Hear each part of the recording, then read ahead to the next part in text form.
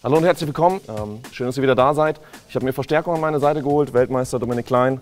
Wir betrachten heute den C7, einen methodischen Handball, der allerdings auch, wie man gleich sehen wird, im Handballtraining schon auch bei Älteren zum Einsatz kommen kann. Und erste Frage, Dominik, was ist dein Eindruck von dem Ball? Ja, im Moment ist es ein Nuller. Ich war gerade im Training mit den Kindern und ist mir der ein oder andere Ball schon allein vom Gefühl her. Man hat ja als Handballer ein Gefühl, wenn man zum ersten Mal einen Ball in der Hand hat, auch mit größeren Händen, habe ich mir gedacht, wie geil ist eigentlich diese Griffigkeit, wie geil ist eigentlich diese Oberfläche. Ja. Und diesen C7 finde ich, also klein, was das erste Gefühl angeht, was das Bauchgefühl angeht, überragend. Ja, wir haben den Ball auch gerade schon mal ein bisschen näher in der Hand gehabt. Es ist am Ende von der Haptik her wirklich fantastisch. Ja? Also wenn man häufig so Kinderhandbälle in der Hand hat, ist es eher, ja, fühlt sich ein bisschen nach Gummi an, relativ hart. Man hat teilweise Angst, sich als Kind den Ball zuzuwerfen. Das ist bei dem Ball auf jeden Fall anders. Nicht nur das, und ich glaube, dass die Kinder dadurch, dass er so griffig ist, auch viel mehr besser aufs Tor, ein besseres Gefühl haben, sich vielleicht auch wohler fühlen.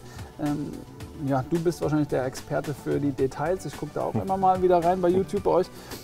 Aber ich bin ein Gefühlsspieler, bin ein Bauchspieler, ja. Würde meinem Sohn auf jeden Fall sowas in die Hand geben, weil dann hat er auch ein besseres Gefühl und hat ein bisschen mehr Spaß am Handball. Ja, vor allen Dingen, weil am Ende den Ball ordentlich greifen zu können, ist gerade im Kindertraining entscheidend, und da die Kids relativ selten mit Harz schon spielen können, ist das auf jeden Fall ein Ball, der von der Griffigkeit her da herausragend ist.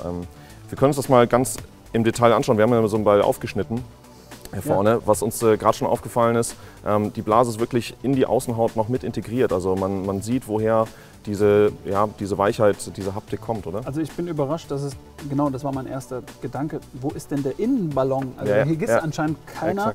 Dann hast du mir verraten, dass das der erste Ball, der genau so gebaut wurde. Anscheinend ist das so ein bisschen das Erfolgsrezept, wäre meine Gegenfrage. Ja. Deswegen es ist vor allem diese dicke Schaumstoffunterklebung, also man sieht das hier schon ganz gut. Also auf der Blase sitzt dann nochmal wirklich 5, 6, 7 mm Schaumstoff. Das ist relativ ungewöhnlich. Normalerweise haben die eine viel geringere Unterklebung, die Kinderbälle, und das macht das Ganze einfach relativ weich.